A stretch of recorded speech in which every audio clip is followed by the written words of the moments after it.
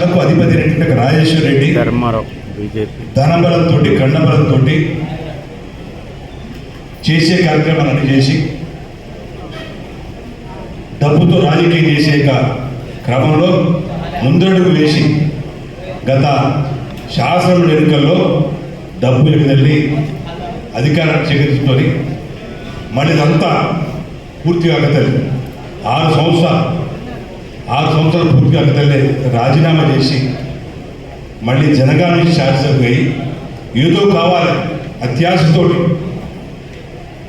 ముందుకు వేస్తే ఈరోజు ఏమైంది, ఎన్నుకోబడినటువంటి ఎన్నికల్లో పాల్గొనేటువంటి మరి గ్రాడ్యుయేట్ కాన్స్టిట్యూన్సీ యొక్క ఓటర్లందరూ కూడా ఒక రకంగా అవమానపరుస్తారు. ఇదంతా భారమైంది. నిజమే ఛాన్సలర్గా ఉన్నాడు, ఎంపీగా ఉంది, కోరుకున్నది ఎంపీ పోవచ్చు. కానీ దానికి భిన్నంగా ఈరోజు శాసన మండలికి ఎన్నుకోబడినటువంటి ఒక రాజేశ్వరికి ముందుగా డబ్బు రాజకీయం, ఖండ రాజకీయం, బరుపు రాజకీయాలు నడుస్తున్నాయి. వాళ్ళు బరి తెగించి రాజకీయాలు చేస్తున్నారు. వాళ్ళు దానికి భిన్నంగా బీజేపీ ఉంది. వాళ్ళు ఇంకో పక్క నేను చెప్పాల్సిన అవసరం లేదు, కాంగ్రెస్ పార్టీ అహంకారం దినదినం పెరుగుతున్నది. 60 సంవత్సరాలు పరిపాలించారు, ఈ దేశాన్ని మొత్తం భ్రష్టు పట్టించారు. కరప్షన్కు నిలవైపోయింది, కుటుంబాలకు నిలవైపోయింది. ఒక పెద్ద కుటుంబం కలిసింది. కుటుంబ పార్టీలు మొత్తం కూడా కదండి, అది చిన్న కుటుంబమా పెద్ద కుటుంబమా? అత్యాశ పెరిగిపోయింది. కుటుంబాల నుంచి రాజకీయాలు, కుటుంబాల నుంచి పార్టీలు నడుపుడు, రాష్ట్రాలు కబ్జా పెట్టడు. కర్ణాటకలో పెద్ద ఆయన ఉంటాడు, ఆయన తెచ్చి 16 మంది ప్రజాప్రతినిధులు, వార్డు మెంబర్ నుంచి మొదలుపెడితే పార్లమెంట్ మెంబర్ వరకు 16 మంది ప్రజాప్రతినిధులు. ఈ రకంగా చేస్తా పోతా ఉంటే మీరంతా కాకుండా విద్యావంతులు, మేధావులు, విజ్ఞానవంతులు ఒక్కసారి ఆలోచించారు.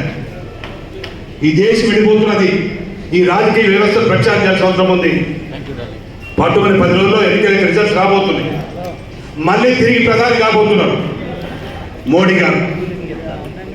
మోడీ గారు ప్రధాని కాబోతున్నారంటే కాంగ్రెస్ పార్టీకి నిలబట్టట్లేదు. కాబట్టి ఈ కాంగ్రెస్ పార్టీ మిగిలింది ఎక్కడగా చివరి దశలో ఉంది. కర్ణాటకలో ఒక రాష్ట్రం ఉంది, ఈ యొక్క తెలంగాణ ఒక రాష్ట్రం. అది ఉంటుందా ఊరుతుందా హిమాచల్ ప్రదేశ్ రేపు తెలిసిపోతుంది.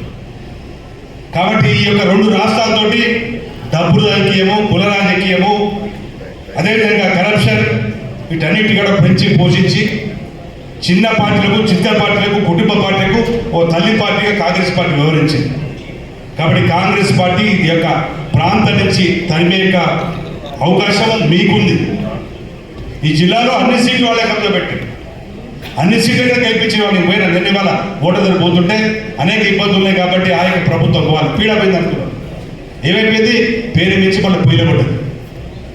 కాబట్టి దీన్ని తప్పనిసరిగా మీరందరూ విజ్ఞులైనటువంటి అనేక కళాశాలకు యజమానులు వచ్చినారు కదా, డాక్టర్స్, అడ్వకేట్స్, చార్ట్ అకౌంటెంట్స్, అదేవిధంగా ప్రైవేట్ కళాశాల యొక్క అధ్యాపకులు మీరు ఒక్కసారి ఆలోచించాల్సిన అవసరం ఉంది. ఇంతకుముందు చెప్పి డాక్టర్స్ 1,200 కోట్ల రూపాయలు ఆర్బీసీ కింద బాకీ పడినది. 3,500 కోట్ల రూపాయలు ఫీజు రీయింబర్స్మెంట్ ఫీజెస్ ఉన్నాయి. ఇంతకుముందు చెప్పారు వాళ్ళు 38,000 కోట్ల రూపాయలు బ్యాంకు దగ్గరికి పోతా ఉన్నాయి. ఏం జరుగుతున్నది ఒక్కసారి ఆలోచన చేయాలి. దయచేసి మీరంతా కూడా విఘ్నైనటువంటి గ్రాడ్యుయేట్స్ అంతా కూడా మా యొక్క అభ్యర్థి, గతంలో మా యొక్క అభ్యర్థి రేవంత్ రెడ్డి గారు, మీరు తప్పనిసరిగా ఆశ్రయించి ఈసారి లెజిస్లేటివ్ కౌన్సిల్కి పెద్దల సభలో పంపాల్సిన అవసరం ఉంది. బాధ్యతయుతంగా మీరు మొదటి ప్రాధాన్యత ఓటు వేయాలి. దయచేసి మీరు ఎవరు కూడా నేను చెప్తాను, మీ యొక్క పెన్ను మీరు వాడవద్దు. దయచేసి మీ పెన్ను వాడితే, ఎందుకంటే పోయినసారి ఎన్నికల్లో 14,234 ఓట్లు మురిగిపోయాయి, చెల్లకుండా చెడిపోయాయి. చాలామంది ఏం చేస్తుంటారంటే మామూలుగా జేబులో పెరుగుతుంది కాబట్టి పోయి తీసుకొని పోయి చేస్తుంటారు, దాంట్లో టిక్ పెడుతుంటారు. దయచేసి 1 అని పెట్టండి, 1 అని పెట్టండి. పోయింది 1 రాయొద్దు, 1 అని గీతగీయండి తప్పితే వేరే చేయొద్దని చెప్పేసి సవినయంగా మీ అందరూ కూడా విజ్ఞప్తి చేస్తూ, మరి మొదటి ప్రాధాన్యత ఓటుతోటే భారతీయ జనతా పార్టీ అభ్యర్థి గెలుస్తాడు. తప్పనిసరిగా విజయం మరి వరంగల్లో ఉన్నటువంటి అభ్యర్థి, గతంలో గెలిచిన అభ్యర్థిని చిత్తు చేసి మరి ఈసారి భారతీయ జనతా పార్టీ అభ్యర్థి అనేక సంవత్సరాలుగా సిద్ధాంతం పట్ల, ప్రయాణం పట్ల, పార్టీ పట్ల నిష్ఠతోటి కష్టపడి ఏది ఆశించకుండా నిజాయితీగా పనిచేయడం అవుతుందో భారతీయ జనతా పార్టీ కార్యకర్త లక్షణం.